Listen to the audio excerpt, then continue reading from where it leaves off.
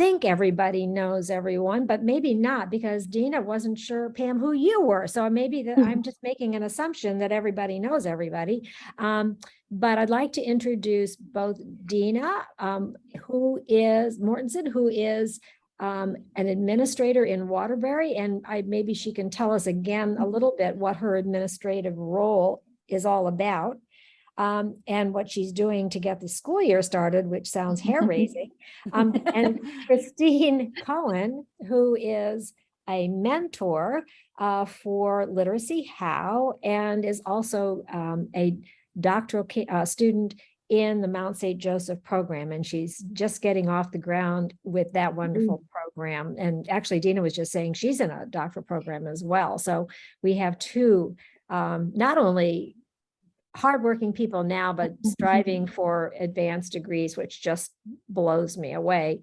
And we have somebody else, whoops, they showed up and disappeared. So, and Pam, maybe you can identify or introduce yourself and Rachel so that everybody knows everyone, and then we'll start asking some questions. Sure. I am a second grade teacher in Ellington, Connecticut. I've been teaching for 18 years. I'm a career switcher. I've been teaching for 18 years.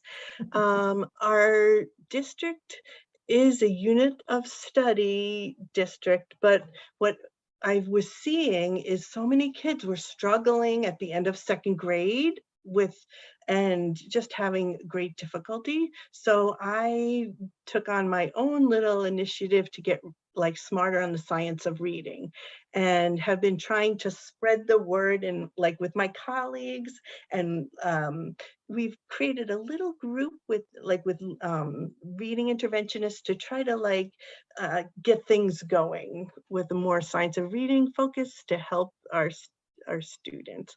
I'm also on the board of the Reading League.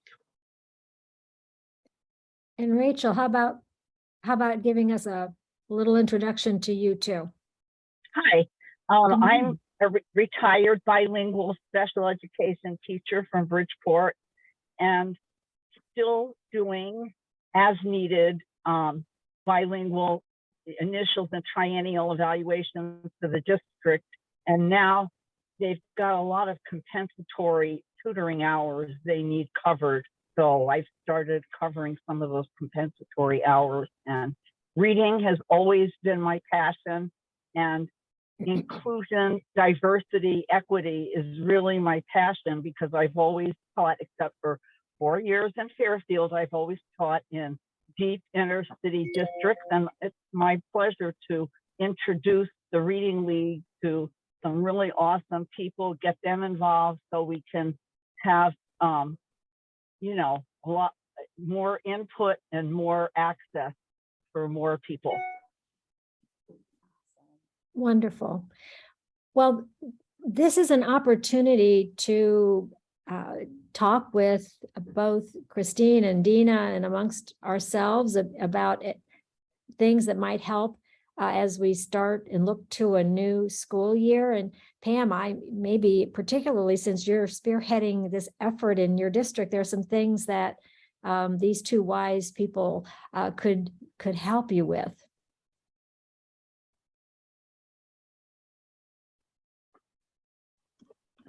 My first question is, I feel like I've been reading so much about phonemic awareness and decoding and comprehension, like Nancy Hennessy's work on comprehension, and I feel like it's almost like drinking from a fire hydrant. Like I have so much wonderful information, and now it's taking this. And last year we were trying a lot of different things, but just a way to start the year strongly. What would you recommend for what would the literacy block look like?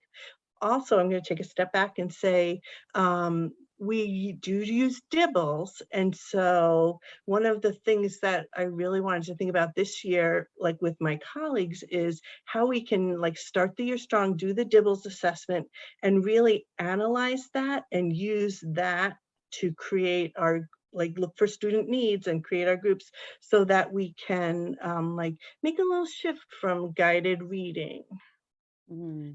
So I'm going to throw that out there.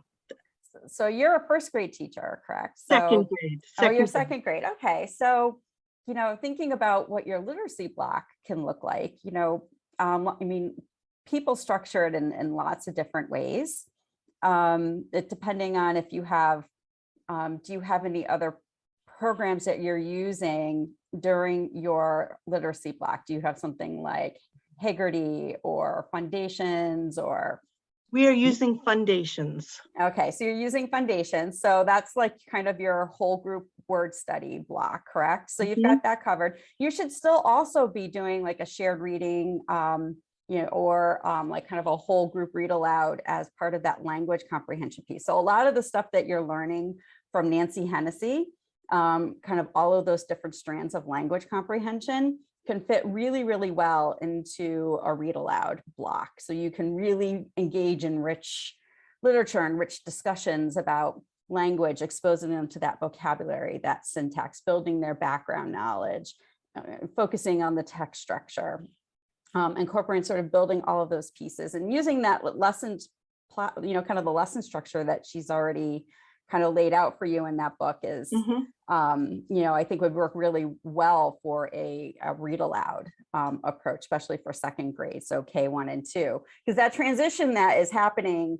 in second grade is really interesting. So you have kids in all kinds of different areas. So you have kids who have already sort of transitioned from the learning to read to reading to learn. Yeah. And then you have kids who are still sort of really grappling with that learning to read piece. So I think having that read aloud is still an important component to that literacy block. And then when you're getting into your small group instruction, I think using that DIBELS data, like you said, is going to be incredibly important in regards to really kind of thinking about, okay, who has the code in place? Where are they in their kind of in along that continuum of those screeners, right? Like where are they in their, nonsense word fluency? Are they accurate? Are they automatic? Oral reading fluency will give you a good sense of how they're doing around, not only automaticity of those skills, but also kind of where they are in regards to comprehension at that kind of grade level material. And that will give you a lot of sense. Okay, now we're thinking about small group instruction. Who's still going to need a decodable text? Who can we move into like maybe more of an authentic type of book using maybe a little bit more of a guided reading structure? And kind of thinking about how you're going to formulate those groups, because you will have kids all over the place. So that looking at that data is going to be really important. And again, you could use a lot of Nancy Hennessy stuff, even if you have kids who are definitely, who have the code in place, right? And you're going to want to look more closely at those kids, making sure they've got their spelling. So they might be really good at the word level for reading, but also looking at the spelling piece for those kids that might be high flyers. Because there's always some underlying things that might be happening with spelling. So making sure you're also incorporating some diagnostic assessments, looking at like a code survey, some sort of spelling survey, like the developmental spelling assessment from Kathy Gansky, or Words Their Way spelling inventory. You do the Words Their Way spelling inventory. So using one of those as well to get some more good diagnostic information. And do you have a good decoding lesson plan? Do you have something that you've already used that kind of follows the structure, of kind of using a decodable text? Do you have something that you've already been using? That's something that we're looking into a little bit more. What I found is some Orton Gillingham passages that to support the work that we're doing, either the work we're doing in Foundations, so they can get that practice transferring, or for small group work based on where the kids are in DIBELS, like finding shorter passages to work on with them in small group that meet where they are. So you're using some of the Orton Gillingham materials. Mhm. Do you have like a lesson plan that comes with those materials that you feel? No. All right. no. So that's the one thing I'm going to try to see if I can put something into the chat box. Okay. If not, if you can, text me or email, I will send you a couple of different small group lesson templates that you could take a look at. that you might be able to try out with your teachers, because there's several out there that are really, really good. So do you feel like I answered your question well? Do you still have some questions? Yeah. Rachel has her hand raised. Oh, yes. Well, I just, before we move to a new question, maybe Dina, is there anything Yes. you'd want to add from your perspective, and then we'll move to Rachel? So Christine, I mean, Christine hit it out of the park with that. She's got all of those pieces on there. Pam, we use foundations here in Waterbury too. And I think one of the most important things to add to that, knowing that it's just your word study piece and not the whole piece, is that decodable text, part that Christine brought up and that you mentioned. So having access to decodable text, and there are some free online, is at least a start, so that you can structure these lessons. And there are lots of 10-step lessons, 6-step lessons. I'm sure Christine's going to share one with you, probably from Literacy How, that helps put all of those little pieces into context. And when you're looking at your DIBELS data, you had mentioned wanting to break kids into groups. And so particularly in second grade, and foundations like explodes in second grade, right? They learn everything under the sun after consonant vowel E, and everything there is to know. And so you're going to have a lot of kids in different places, and probably too any of those that are impacted by the pandemic. So when you're looking at your nonsense word fluency data and you're looking at your fluency automaticity data, I would look at the kids who are doing okay on nonsense word fluency that are still behind on your like words correct per minute, your fluency automaticity. And those kids, you're going to want to give a phonics screener. And Christine had mentioned something about one of those, because you want to identify, are they having a hard time with any of the patterns? And even for some of your kids that are still on nonsense word fluency that aren't doing well, where are they breaking down? Because having that diagnostic data is going to tell you where to start in a decodable. So your foundations is a whole group 45-minute lesson. It's going to address the whole class, no matter where they are in the trajectory. But when you meet in small groups, you want to make sure that you have some actionable data, so that when you're meeting with that small group, and if it's a decoding group, that could be anything from short vowels to diphthongs.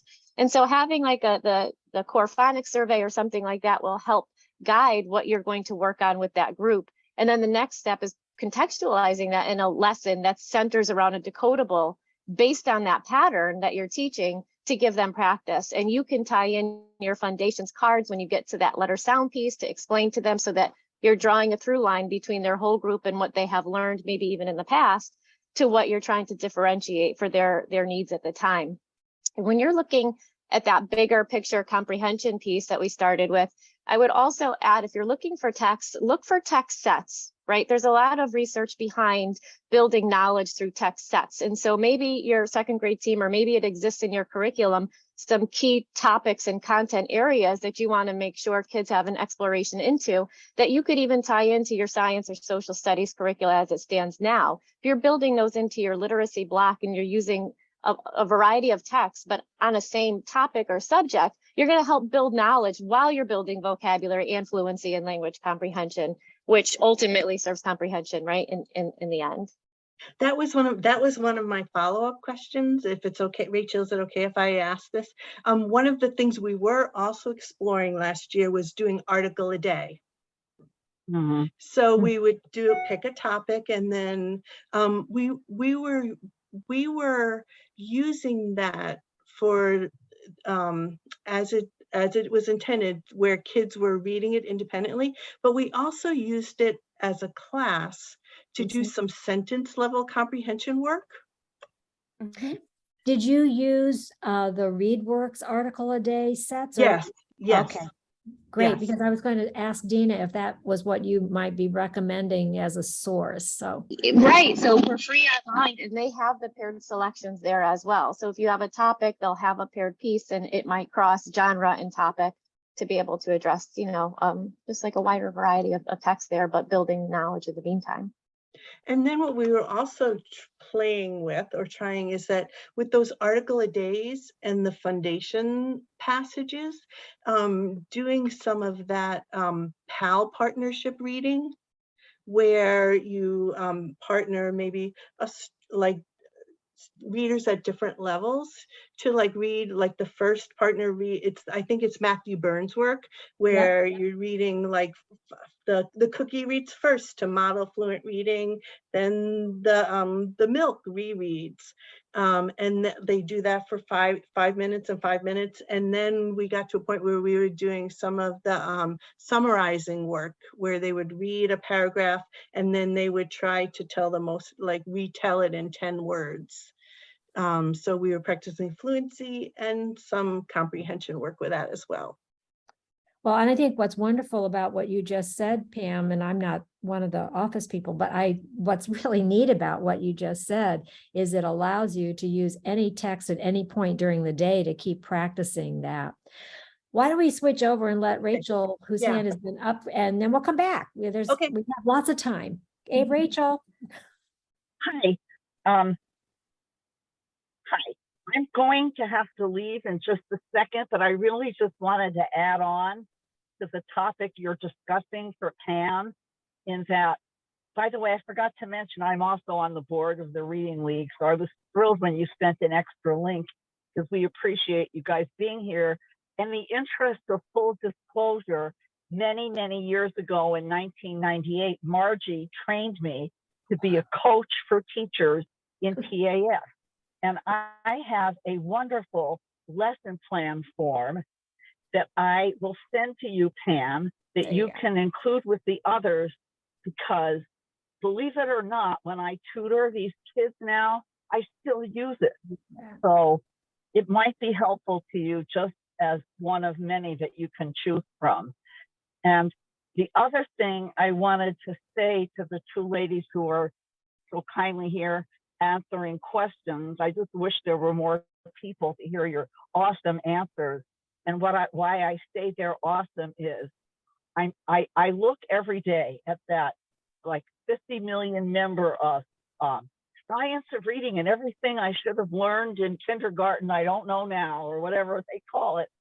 And they're all busy dissing something. And what you guys did was show Pam how she can differentiate and include strategies from more than one concept to give success to kids with different levels. Does that make sense? This is what I saw or synthesized from what you guys are suggesting. So I think that's awesome. And I would love to see it presented more formally to more of our members, because I think a lot of people are confused and they think they have to throw out this or that, and they're not really sure how to differentiate. Does that make sense? It absolutely does. It So absolutely. I think, I mean, I'm so sorry, but as you can see, I'm sitting here in my car and I have to leave, but it was a pleasure. It was honestly a pleasure to be here, and hope to hear more. And so have a great day, everyone. Thank you. Thank you for taking the time, Rachel. Thank you. Ciao. Ciao. So I'm having trouble linking my lesson plan. So I'm going to probably need you to put like in the chat just your email, or you can have, Nancy email it to me and I'll send a bunch of stuff to you. I have a million different lesson plans. So you'll have more, I can give you more information than you'll ever need. That's always going to be my problem. So, because it won't let me link to my Google Drive. So for whatever reason. Pam, we can't hear you. There we go. I'm putting it in the chat. May I ask a question that right. follows up? I don't want to take Pam's opportunity to ask, but I was curious when she mentioned data, and it kind of relates to what Christine or Dina said, that you're in that small group, you want to be strategic about what you're working on, and that relates to the data. How do you reconcile different information from the spelling inventory and then perhaps the phonics inventory, if you're getting different kinds of information about where the holes are, even with the same child? How do you approach sort of scattershot? Because I think that kids aren't all lining up in a nice row for us. So I would love to hear you talk about dealing with that. Oh, that is such a great question, and that is something that teachers have to grapple with. Especially I think in the last, especially the last couple of years, we're seeing a lot more holes in students' knowledge, just because of being in a virtual framework for learning for such a long time, and then being back in schools, and then maybe being out again, and then being back. There's been a lot of kids who have had a lot of different gaps in their knowledge. So even more important, in my opinion, that we are not only looking at screening data, but also looking at diagnostic data for that very reason. And I think within that, I always try to tell teachers, I'm like, it never hurts anybody, even if you have like a general group of 4 to 6 kids that you're going to have for, working on a specific skill. It never hurts if you have to go back and review other things and for kids to hear other things. So never feel like it always just has to be new learning. Nobody ever, it's never a detriment for kids to rehear things again. So even if you're like, oh, well, I know this student needs to review this spelling pattern, I'm going to take a few minutes in my word study component of my lesson to work on this, spelling rule with them. It will benefit the other kids as well. So I always try to allow them to kind of feel it's okay to have things overlap sometimes with kids that may know things and kids that don't. So, and you have to, because you can't have 10 different groups. You have to be reasonable in terms of the number of groups that you can, feasibly manage in a, and everybody's small group component of their literacy block is different and looks different. And sometimes it's broken up by a special, or it's never easy to try to manage that time. So, I always try to say it's give teachers the freedom. Sometimes they just need to hear it's okay to be able to do that. Because otherwise you're going to have 15 different things that you could be working on with, 20 different kids. So, or however, many kids you have in your class. So, yeah. And so, Pam, I would add to that too. I don't know if you have other grade 2 teachers as part of your team. I would imagine you do. So, what we try to do as well, because some of our classrooms just have such a variety of needs within decoding alone, right? Never mind kids who still need just letter sound, or kids who we need to push with comp and fluency.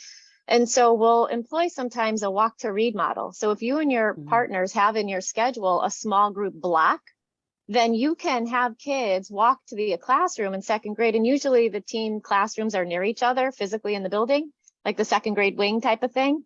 And so if you're planning and co-planning with your teachers collaboratively, you could determine who's going to service who based on the needs of the kids. And that will help minimize, the amount of planning you have to do, because remember, that's one lesson out of multiple lessons you're planning as a classroom teacher, above and beyond, just reading in itself. And then I echo what Christine said. Spelling is more difficult for a child typically than reading is, right? It's harder to put that output. And so when we give our diagnostics around decoding, we'll group kids either by splitting them up with a walk to read model, or we start with the skill that the lower skill that the child in the group needs. And we build up from there, because even decodables, they're not 100% right decodable. So there are other words in there, and there are opportunities to build. And depending on the quality of your decodable too, you can do a lot more with them than just that pattern. So you could reach other audiences and make sure you're building that in. But that's the only way that you could really address it, because there are so many needs. And unless you're going to do one-on-one for every child, you have to kind of group them in a way that will meet the kids' needs, particularly the ones who are further behind and really need that building block. And it's not going to hurt anybody in there to have a review, especially when you have one of those comprehensive lesson plans where you're tying everything in from PA to the phonics to fluency practice and spelling. And then or try the walk to read where you split up a bit. Another thing we do, and this is more for kindergarten, we have intervention block. But we also will do prevention. So we don't have kids in intervention right off the bat in kindergarten. We want to give them an opportunity to respond to our core instruction. So in the beginning of the year, we'll have our reading teachers during that would be their kindergarten block, push into kindergarten or another grade level to work with students in a prevention way, as opposed to an intervention. So if you have additional adults in your building who do something like that, that can have a block of time during your small block, you might be able to utilize some specialists in that way too, to just have different groups of kids to better meet their needs.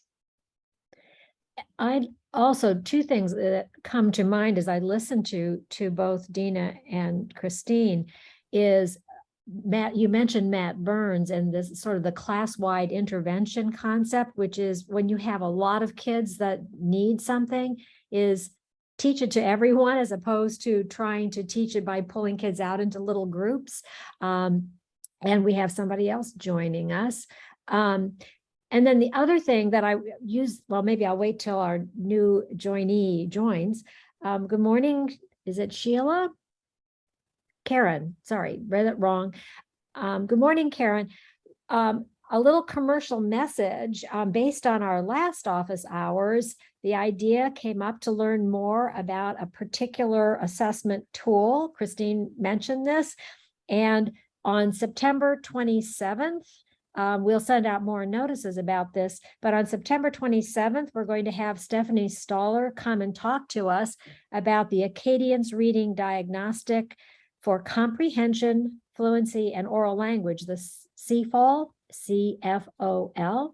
And I think that will be just a fabulous tool for you to learn more about, Pam, for some of the questions that we're talking about. So Karen, good morning. Thank you for joining us. And please, this is a friendly small group, so feel free to unmute and let us know where you're from and if you have a question. Good morning. Sorry I'm late. I just saw this on my email. Great. So I'm definitely interested in assessments, but I missed all the beginning, I think a half hour, sorry. Well, we'll send you the recording so you can catch up with that. We are recording this, but now that you're with us, are there any questions that Christine and Dina can address? We're here to help. Well, I'm going to listen first. My district is revamping, I guess you'd say. We are about to get 18 hours of in-services to align with Connor's Law. I'm in Ohio. I know you guys are Connecticut. Oh, okay. We Okay. don't have an Ohio Reading League that I could find anyway. Maybe not yet. Well, you're welcome to be joining us. I feel honored. I am trying to learn about I'm continuing to learn about the best way to teach. I'm a special needs teacher, so the best way to and most efficient way to teach them to read, because when they come to me, they very seldom are reading. Yeah. And what grade are you in teaching, Karen?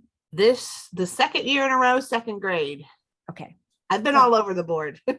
Okay. Well, Pam, who is here with us, is also teaching second grade. So you have a lot in common. So keep going. I didn't mean to interrupt. That's all. That's just what I've been searching for with my 20 plus years of teaching. The best and Wow. efficient way to teach kids how to learn to code, how to read. Yeah. I have come across Marnie Ginsburg Mhm. Mhm. Yeah. and Nora, from Ebley. Mhm. Yeah. I don't know if you're familiar with them, but Marnie Ginsburg resonated with me on how she, like when I first saw her, how she worked with kids. So I kind of jumped on board with her, and now I see that she does seem to be following the science. Same with Nora and Ebley.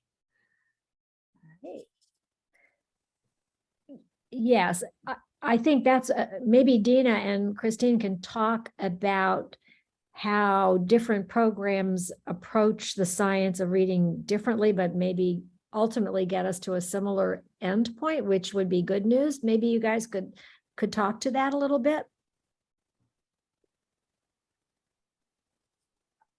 Let's see. so we're thinking about different programs, and so there's definitely, I mean, especially since there's been so much legislation nationally that has been passed around, you know, dyslexia legislation, and that has been a huge catalyst for a lot of states to adopt more science of reading approaches to teaching both our struggling readers to read, as well as, like here in Connecticut, we're also moving in the direction of the science of reading being embedded into tier 1 as well. So, you know, this is an important topic and kind of a big one, you know, thinking about the different programs that are now out there, that some truly are science of reading approaches to reading that are based in what we know about, you know, cognitive science and best practices in relationship to how we know kids most, you know, effectively learn different components of reading. And then there's a lot that will say they're the science of reading and will tout that, but aren't necessarily completely embedded. It might be some pieces, some other pieces might not, could be questionable. And then there are some that are completely not the science of reading and will say that they're science-based. You know, it's all kind of in kind of the semantics, you know, they will, you know, so it is about becoming more knowledgeable about what the science of reading is, to be able to be, you know, an informed consumer. So as your knowledge base deepens, you'll have a better understanding of what approaches work and don't. I'm not as familiar with the names that you had mentioned, so I can't speak directly to those particular, you know, authors or, you know, so, but I, you know, that is kind of where I am. I know I look at, I'll go back to like their reference pages, and I will look at who the authors are that they cite. And I know like certain authors that I'm looking for that I know are, if they're citing them, I know at least that they have looked at some good researchers in the science of reading. So that's kind of the first places I look for. You know, Louisa Moats is a big one that you'd want to make sure that they're citing. If they're looking at a phonics program, they better be citing Louisa Moats, Marilyn Yeager Adams, Marilyn, I just totally blanked, helping out. Nancy Everhart, for example, should be someone that, you know, Margie Gillis, you'll see her name a lot. David Kilpatrick's work is, you know, there's a lot of really good people have been looking at phonemic awareness. I'm trying to think of other really important names. It's always when I'm on the spot that I can't think of anybody's names. Let's let Dina jump in and maybe shed a little more light on that too, Christine. And then I'd like to circle back as well, because you raised a couple programs that, and we need to talk about what is it about them that is aligned with the science of reading and what isn't, or what may be different. So Dina, but before we do that, why don't you jump in? Sure. I'm also unfamiliar with the names that were mentioned, so I can't speak to those specifically. But I think to Christine's point, when you're looking and you're looking for particular people in the field who you know have done the work, that's a really good indication. But it also comes with a warning, because there is a program I looked at and the whole forward had everyone's name and everyone's research article cited. And it was, I mean, it was beautiful. And then when I looked at the first lesson and the second lesson and the third lesson, the lessons themselves did not apply what the program was selling in the forward and in the preface. And so you have to be concerned with that. And so my question to you, Karen, is, do you have someone in your school or in your district that's sort of a literacy leader, whether by title or because they have emerged in the field and have done some more work with that to help support and to be a partner with you in this work? Unfortunately not. And we are about to adopt a new reading program K through 3 in the next year or two. So, you know, I have many conversations with my principal and I share what I have learned just by my own research and following Moats and Kilpatrick. And I try to stay in that lane too, that I have been introduced to, that seem to have strong reputations, I guess I could say. But No, there was one teacher who's letters trained. So she shared some information with our K-3 people, but that was volunteer basis. Okay. And then one other person who didn't finish the program. So, but they are looking for people to become trained, our county, because of Connor's Law. And I'm definitely interested in it. And we are getting those 18 hours, but I also am a little apprehensive of what those 18 hours are going to be, just because I feel like there's some political agendas going on and we don't always get to what we really truly need. Sure, that happens. So I think your being here is awesome, Karen, because you need some friends to bounce ideas off of. So what concerns me right away is, and Nancy, I don't know, maybe you or Pam, I don't know if you've heard the authors. And so right away, it's like when I throw something out to my friends and they haven't heard of this person, I'm like, let me dig a little deeper and see, you know, where these people and their programs come up. You can also look at Ed Reports. And so Ed Reports will give you some really good information on foundational, is that your? Sorry, someone's That's okay. calling.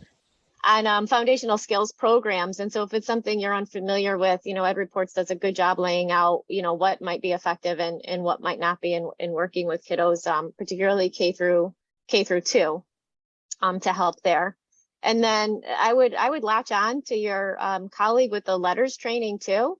And your principal sounds very collaborative. I know a lot of schools were giving funding for ESSER and whatnot, particularly from the pandemic.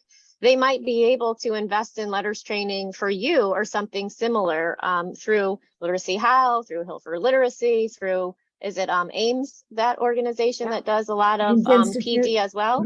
Yeah, and so if you're concerned about what you might get in the PD offered to you in those 18 hours, there might be other avenues that your school with funding, it could support you in that role as you sort of emerge as that literacy leader. I believe there are also out online with through is it CORE that has rubrics to evaluate some programs and whatnot, and your state Department of Education, if there's a law now, might be working on that to help people look at some criteria and match it against the materials that they're using to support that decision-making process, and is it really aligned. And one other thing with the structured literacy, and I'll share right now because it has been next to me.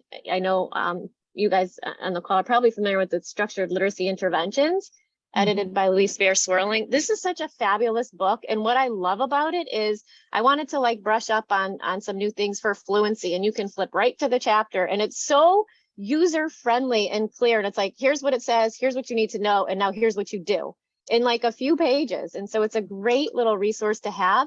And Pam Kastner has created a whole Padlet on this for training. So you can look into some of this yourself to brush up if you're still continuing your learning journey. I know mine never ends 20 something years into the field, but this is a great resource too. In that Padlet, I can put the Padlet link into the chat for you if that's something you wanted to look into.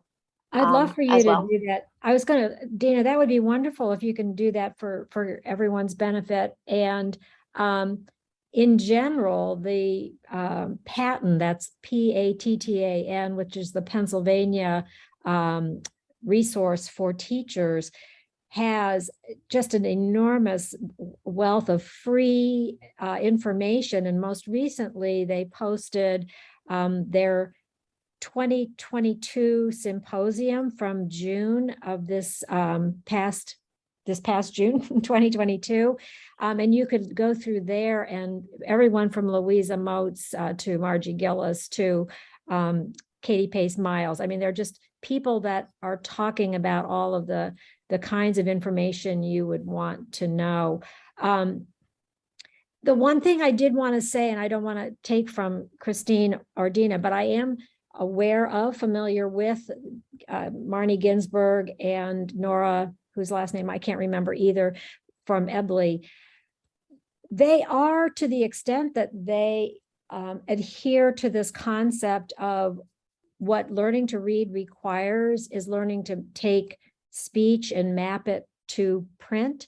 They are consistent with that. My understanding is that they differ somewhat is the scope and sequence of the way they go through the sounds.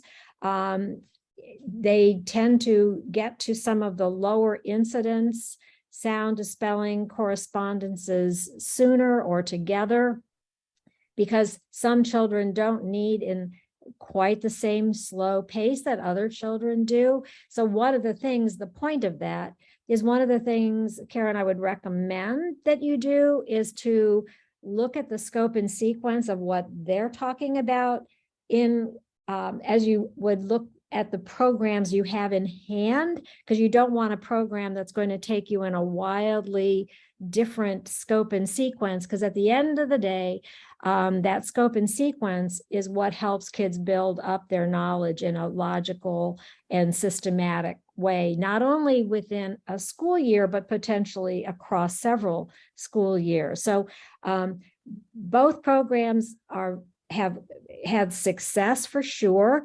I'm not sure that they are as much utilized for school-based programming as opposed to more individual tutorial work, which is another variable I would have you take a look at with those two programs you mentioned. So I'm going to stop now. Well, I was just going to say that's kind of, I'm sorry, whoever. No, That's go ahead. kind of how I use it as a tutorial tutoring, because when the special needs kids come to me and I have to create their whole background. So when they it is kind of tutoring, and I can pull them aside and work one-on-one or small groups.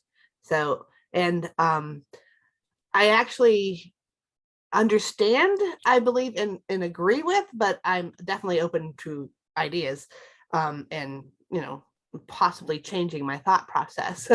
But just with my experience and what they seem to present, because they seem to understand how the brain works, and even with patterning, because they do expose the children to alternate spellings of a particular sound, like long O, they'll give 5 spellings.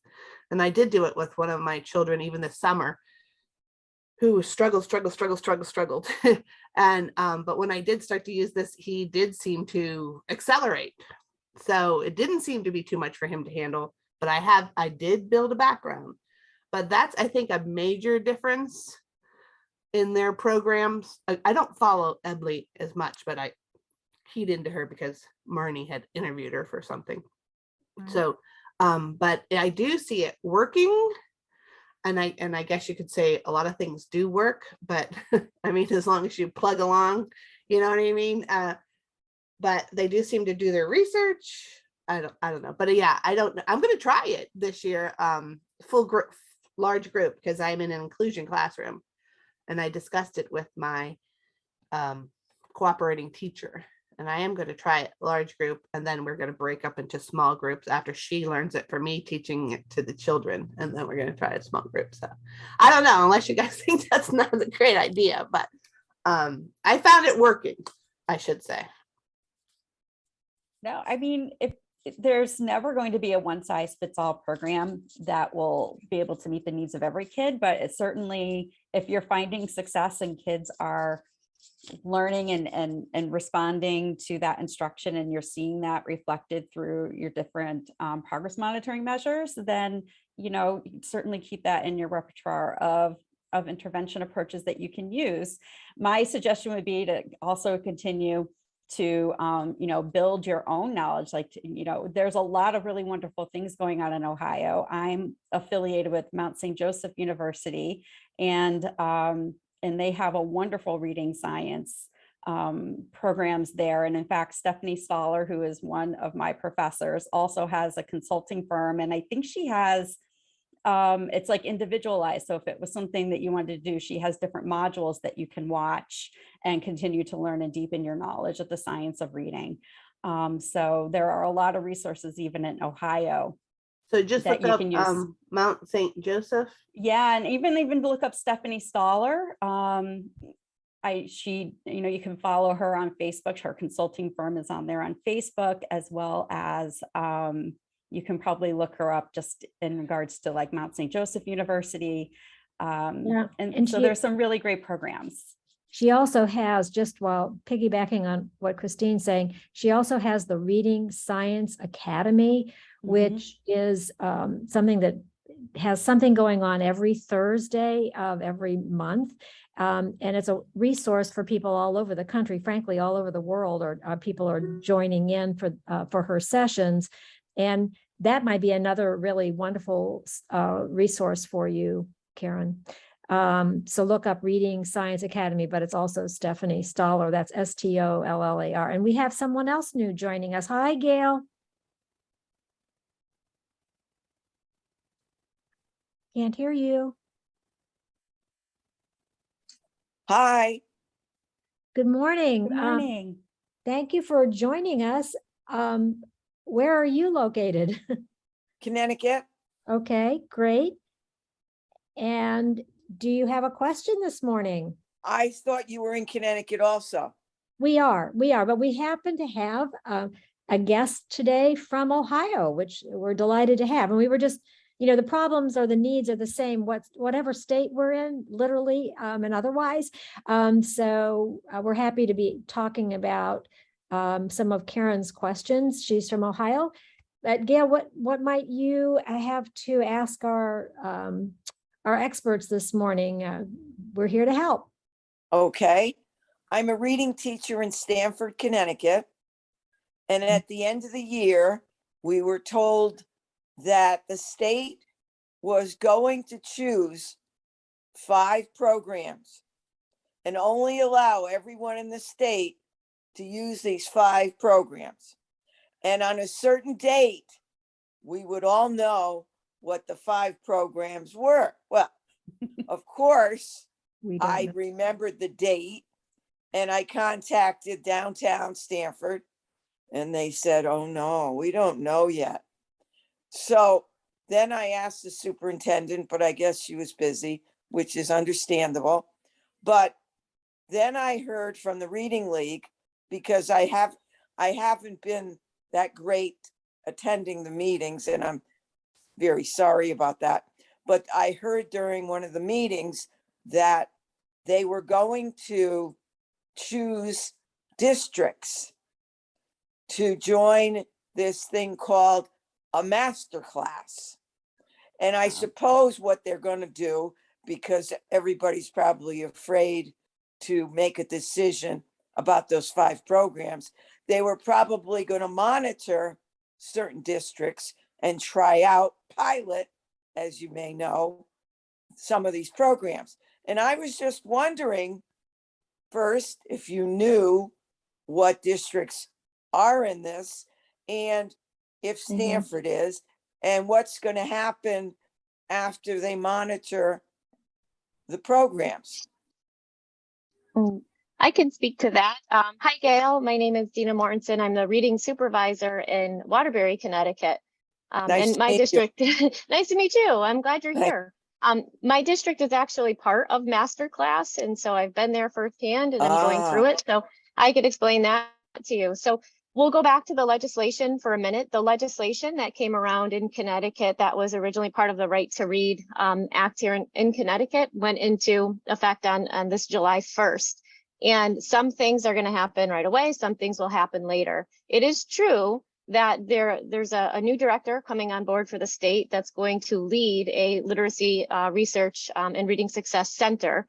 And they have not hired that person yet. They tried, they went through rounds and they hadn't selected anybody. And so right now, the commissioner for education for the state has appointed Dr. Melissa Hickey, who was already a director of literacy for the state in a separate department, is now running that. So they officially have a director running it and a center. And they also have a council who's giving them expert information. And so like Margie Gillis from Literacy How is on the council, and Dr. Mike Coyne from NEAG School of Education at UConn is on the council, and who is it from CAPS? Like, so there's a great representation of stakeholders and feedback, sort of giving information to the council. And all districts, including Stanford, everyone in Connecticut, there was an open access period where you were able to submit your curriculum and or your program to the state for review. Their job, the director's job, is to, with the council, is to select at least 5 programs that every other district eventually will need to select from. Those programs were supposed to be identified, I believe, on July 1st, but they were a little behind in getting everybody on board. And so I know that they're still reviewing them because I spoke with Dr. Hickey last week actually about some of this. And so, and even if your district is not using one of those 5, you'll have an opportunity to submit what you are using to see if it meets the criteria. And so in the form of a waiver.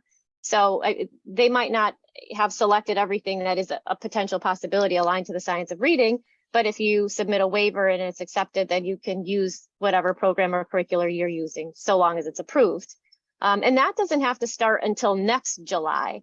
So even as the state is identifying these programs, districts have the full year to start thinking about budgeting, to think about, do they need to submit a waiver because they don't have one of those 5 or more, but they believe that the program or curricula they're using is aligned.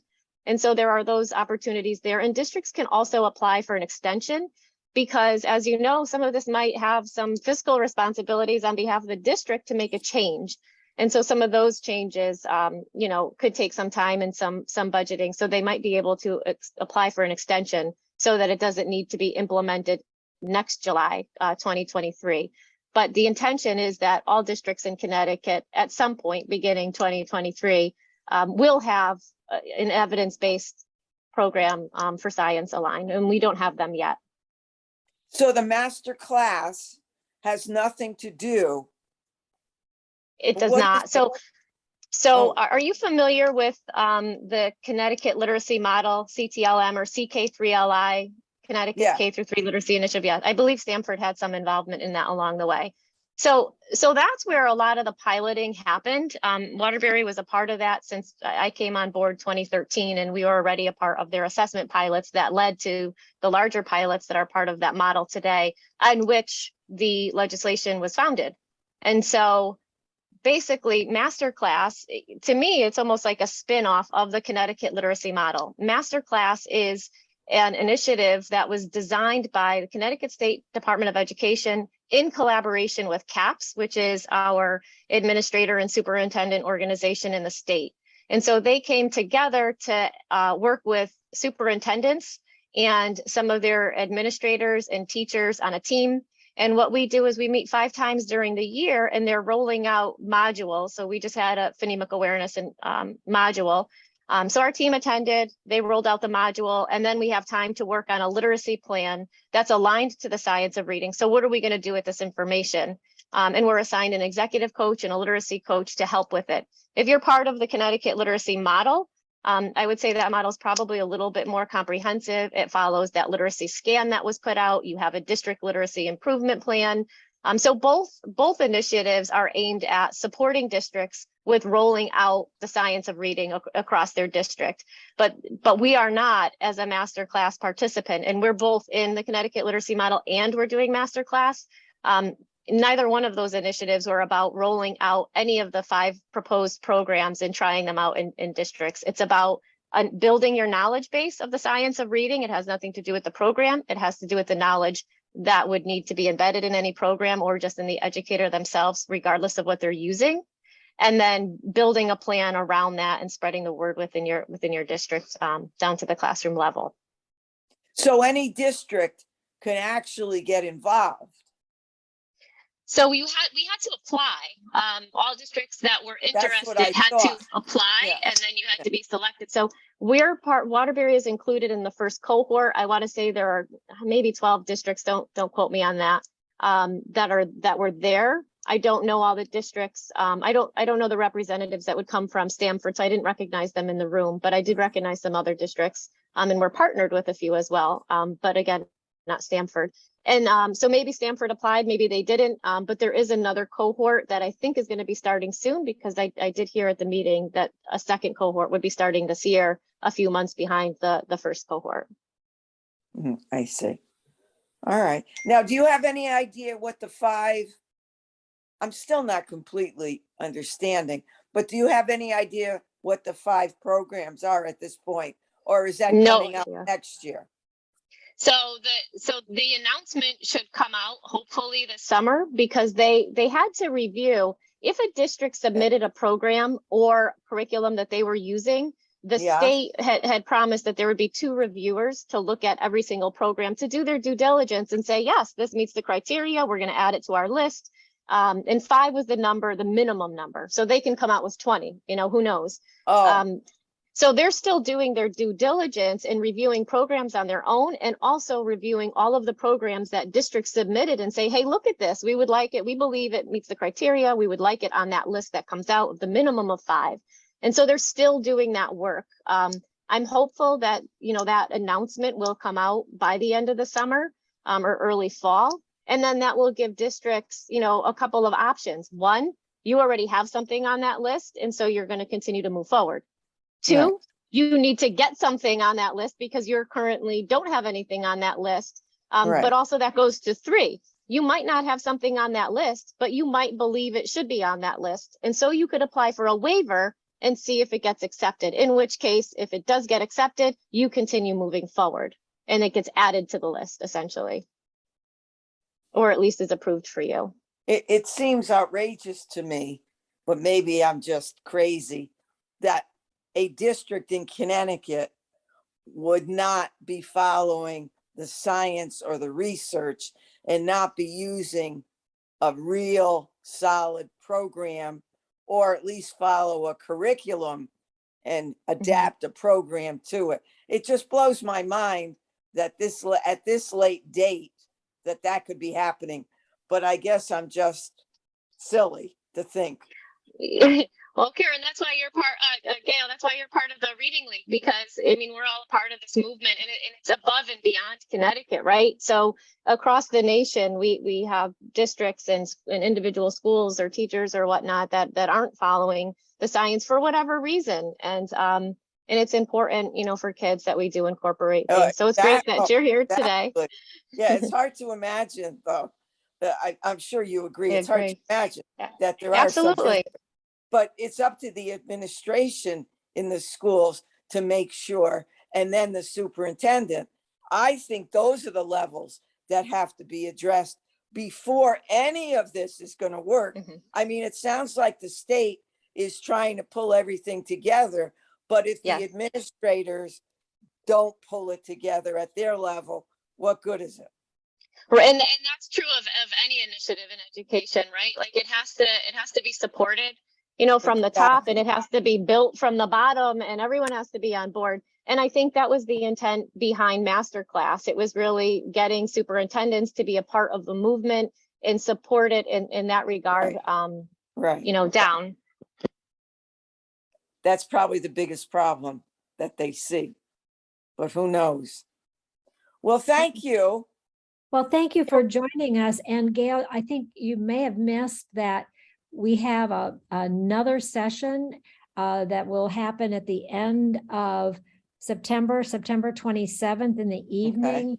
And we're going to focus, we have a guest, oops, we have somebody else joining us. A guest, Stephanie Stoller, who is going to talk about the Acadians reading assessment called CFAL, comprehension, fluency, language, and something I'm probably leaving, oral language. And so be sure to come back and keep hearing new information that we can all build from. And we have here CAMS. I'm not sure I'm saying that right. Thank you for joining us. Do you have a question?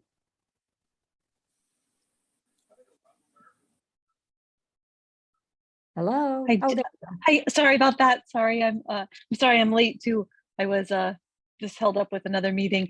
No, I don't have a question right now. I just was just listening for now. all right. Well, I was explaining earlier that I think we lost Gail. We were explaining that we recorded this session, and what we will do is be sure to send out the recording so you can hear the parts of this that you missed. We've talked about a range of things. Maybe Christine or Dina, you want to summarize what we've talked about, because technically I think we can stay on as long as you all want to stay, but office hours, we were going to be from 10 to 11, but I'm game to stay if you want to stay a little bit longer, if there's a question yet to ask this morning.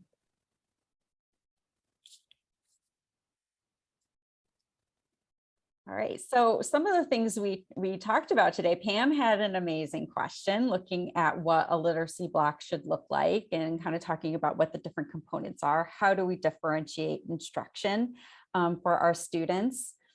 And so we explored that topic. We looked at intervention programs and kind of thinking about how the science of reading relates to the different intervention programs or even tier 1 programs that our districts are looking to adopt, and things that are out there in the social media, and how do we kind of think about them in regards to, are they a good program? Kind of looking at making some good educated decisions about what programs and approaches we should be using with our students. We had some talk about some of the legislation that is happening in the state of Connecticut right now, looking at the state of the Right to Read Act and looking at the master's classes. And so there's a wide range of different topics that we were addressing today. Did I forget anything? No, and what I've done is I've captured the links that are in the chat. And what I thought we'd do is when we send the recording, we could send a document that has those. And Christine, if there are some of those lesson plans that you'd like for us to add as a resource, maybe you could send those to me and I'll be sure they get added on. I will send them to you. Yep. And if this is a successful model, we'd like to try to continue to offer an opportunity for people to meet and talk like this, because answering your questions will hopefully help you advance your application knowledge about the science of reading. Karen, Pam, or our new member, any other questions? Otherwise, we can call office hours complete for today, but I don't want to rush you. I'm happy to continue. No, let me just apologize. My name is Kathy Slade. I'm a former Connecticut educator. I now live in Iowa. We don't have a reading league. So I had joined Connecticut Reading League. And so I apologize. I thought I was only 7 minutes late, but I'm an hour and 7 minutes late. So I am terribly apologize for that. No problem. We will share the link. And I'm sorry. Yes, time zones can be challenging when that's a good point. But please keep coming back and be a part of Connecticut. We'd love to have you. And we will, obviously you got a notification about this one, so we'll just be sure to put Eastern time on for the future. Yeah, no, it's totally my problem. I apologize for that. I am interested in the Right to Read Act that Connecticut has, and I will look forward to receiving that link then and get that information. So perfect. Thank you so much. Well, no, yes, thank you for joining us. We're always excited. And Karen, Pam, anything else before we, and final words, Christine and Dina? This was amazing. I loved having these wonderful professional conversations. I always learn as much from these conversations as I hope that I hopefully impart some knowledge on others. So, thank you to everyone who joined today. This was just a really a wonderful hour to spend together. Thank you. And I want to thank you too. And you gave me plenty of homework. So I will be researching that. And Stephanie on the 27th, right? So it sounds like I need to be back, right? That's a 7 p.m. That's Okay. Eastern time. Okay. All right. Thank you again. You're very welcome. Dina, anything? Thank you, everybody. No, I just want to thank everybody for being here, for asking such great questions and contributing. I too learned from these conversations, and I love that there's a forum that you could ask questions. I didn't have that 20 years ago. We didn't have Zoom and all these ways to meet, and it's such a great and a safe place to be able to ask questions, get advice, and yeah, I mean, you do have some homework as a result. Which is great though, because it's more to dig into and play around with and ask more questions next time as you guys start to implement some of this in your classroom and come across questions. There's always someone here in the Reading League Connecticut to help you out. So thanks for joining today, and thank you for the lessons learned. And Thank on you. behalf of our organization, thank you, Christine and Dina, for your time. This is above and beyond, and we really, really appreciate it. So be well. Good luck to the start of the year. We'll be seeing you all soon. And thank you.